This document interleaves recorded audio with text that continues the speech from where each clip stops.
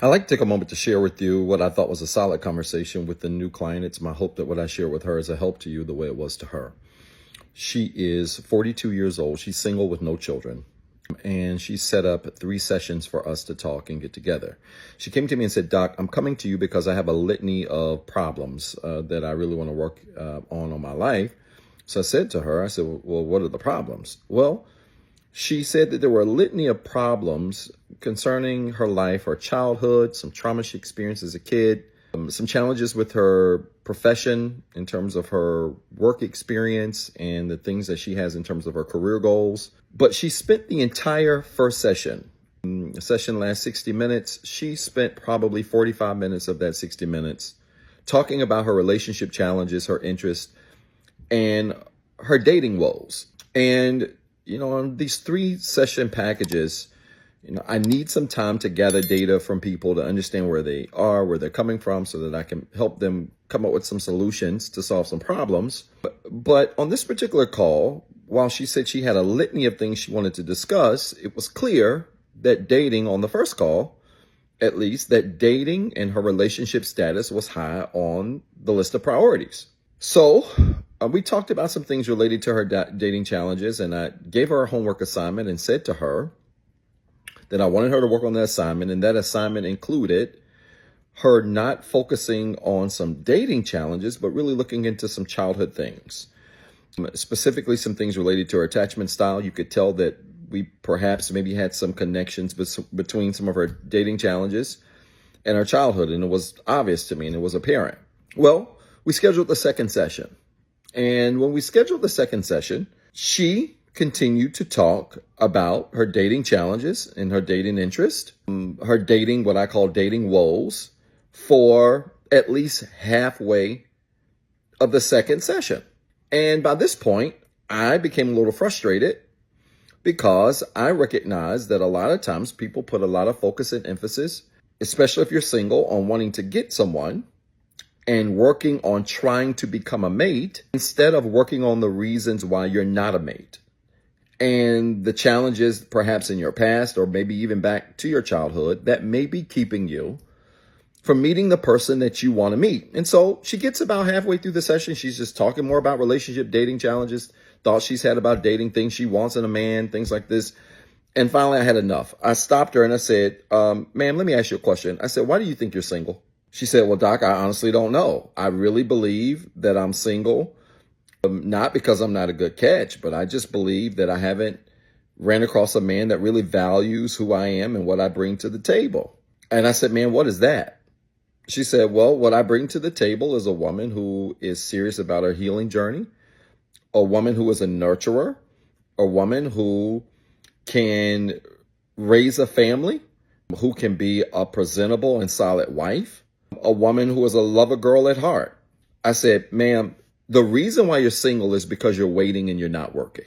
She said, excuse me. I said, the reason why you are single is because you're waiting and you're not working. She said, what do you mean by waiting and not working? I said, you spent nearly an hour and 15 minutes of our time together talking about nothing but your desire to have a man. And I said, ma'am, nothing keeps a person single like wanting somebody. She said, Doc, that doesn't make sense. I said, of course it's not going to make sense to you. Literally, you spent almost half of our time together talking about you wanting a man. And while there's nothing wrong, man, with desiring relationship, when that is a focal point of your journey, specifically your healing journey, you're not going to show up as the most complete version of yourself and be prepared to receive what you're looking for. I said, and ma'am, don't feel bad. The reality is this is the plight of a lot of single men and women who are single and make getting someone so much a focal point of their day-to-day journey that they lose sight of the fact that they probably should be working on some other things while they wait. I said, does that make sense? She said, that makes sense when you put it that way.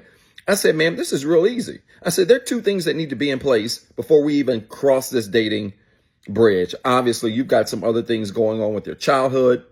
You mentioned as possible things that you wanted to cover, though we didn't really get to it.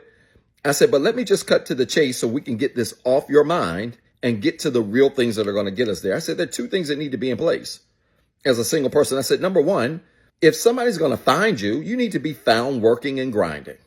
I said, ma'am, you ought to have a purpose-driven and focused life when you're single. Because a person who is single that has a purpose-driven and focused life, when they meet somebody else who also should have a purpose-driven and focused life, when those two lives come together, nobody's what? She said, incomplete. I said, exactly. I said, ma'am, did you not hear how incomplete you are? Talking about what it is that you want and how it is that you want someone and everything that you're willing to do for someone. I said, ma'am, this is clearly coming from a place of lack. I said, you need to be purpose-driven and focused. We should have spent more of this time talking about your career challenges. She had said to me a part of her 10 minutes of talking about other things. She talked about how she wasn't satisfied with her promotion trajectory, how she felt like she should maybe go back to school and maybe get an additional degree or the certification for her field. I said, ma'am, that ought to be your focus.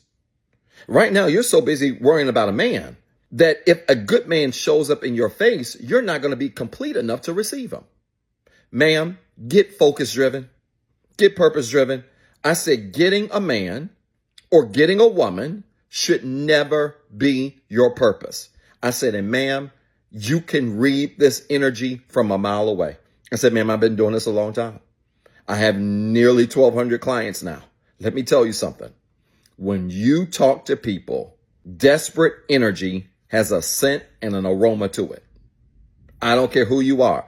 And I said, and there's no stronger scent and aroma of desperation than the scent that comes from a single person who is putting more of their focus and effort on getting somebody than they are becoming what? She said, the best version of ourselves. I said, ma'am, this is finally starting to click.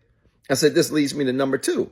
I said, ma'am, you're going to find contentment with your life alone. And when you find contentment with your life alone, that's something you got to have in place to let us all know that you're prepared for someone. I said, ma'am, it's clear you don't like your life. She said, Doc, well, I never said I don't like my life. I said, well, ma'am, all you're doing is talking about a man. But the other things that you were not talking about are the things you need to be focused on to better enhance your life. Let's face it.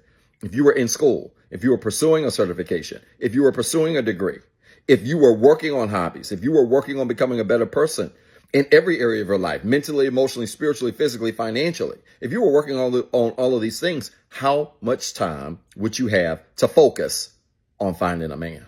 She said, probably not a lot of time. I said, you wouldn't have a lot of time. I said, and the reality is most people stay single because they haven't found contentment with their life by themselves. They have not learned how to like their life as is. And I said, ma'am, until you can like your life as is, you're not going to be prepared to make an investment into somebody else pouring into your life. I said, have you ever been to a consignment store? She said, I have. I said, how recently? She said, maybe within the last couple of weeks. I said, what did you buy? She said, well, I bought this little end table for my dining room set. I said, that's perfect. I said, did that end table purchase come with the ability to get a refund? She said, no. I said, why? She said, because you can never get refund funds from things that you buy consignment. I said, why? She said, because you have to buy them. And when you buy them, you just have to take them the way they are. I said, you have to take them how? She said, as is. I said, and if you don't like that end table as is, what's going to be the best advice for you? She said, to leave it alone.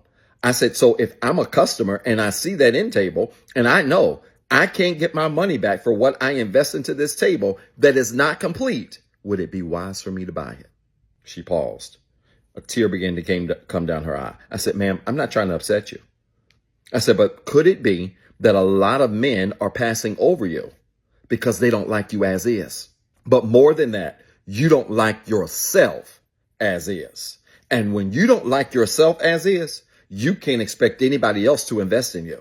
I said, and this is the problem in this single space. A lot of people are not content with their life as is. And when you can be content with your life as is and really fall in love with your life the way it is, then anything else that's added to you for real is a bonus.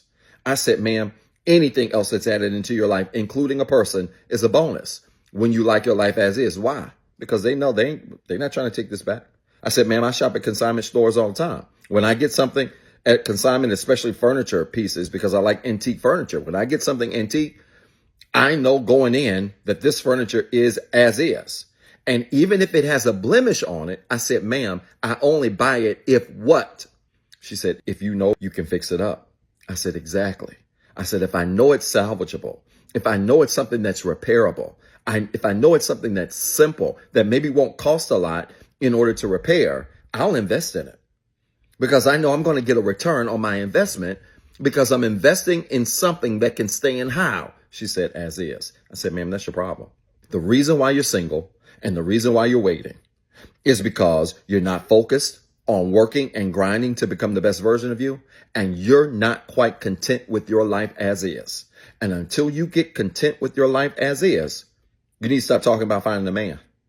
You need to stop talking about dating. You need to get off dating apps. You need to figure out everything else in your life but how to get a man so that you can stand on your own as is, be found grinding and working and becoming the best version of yourself so that when a man invests in you, I said to her, I said, and the same advice is true for men. I have men clients that are men that date women who do the same thing. They throw all of their weight on finding a woman instead of becoming the best version of them. I said, so this is equal opportunity. When you put all of your work into finding somebody instead of putting that work into becoming the best version of you, you're going to stay on the shelf. People are going to see you and you might be nice to look at. You might even have some potential, but the cost of repairing you is going to be greater than the cost of purchasing you. She was very thankful for the conversation. The third session was the best session by far that we had. She worked on some homework assignments that I gave her. And we've renewed and we're going to do more work together. And I think she's going to be just fine. She is really focusing her effort on removing herself from the dating scene for about 6 months. And she's going to focus on her. And I think it's a wise decision. I hope this story made sense. If it did, type church in the comments with 3 R's. And then remember, you've got 2 jobs. 1, be better today than what you were yesterday. And 2, don't forget what I told you. What's up, everybody? This is Dr. Zeb. Listen, I've been dying to make this announcement for a very long time now, and I'm pleased to say that Inspire Nation has officially launched. Yes, we finally got a Facebook and YouTube community group where we're going to have exclusive content, exclusive shorts, exclusive discussion prompts, where we're going to engage with other people literally around the world who are on the same healing journey that we're on. I need you to go find these pages right now on Facebook and YouTube. Inspire Nation, follow the page, join the group, introduce yourself, and be prepared to link up with literally thousands of people around the world who are on the same healing journey, who are looking for the same resources, and who want to also be surrounded with other like-minded individuals who are growing in the same direction as you are. I'm so excited about this because it's the beginning of some great things I can't talk about right now. Listen, you got 2 jobs. 1, be better today than what you were yesterday. And 2, don't forget what I told you.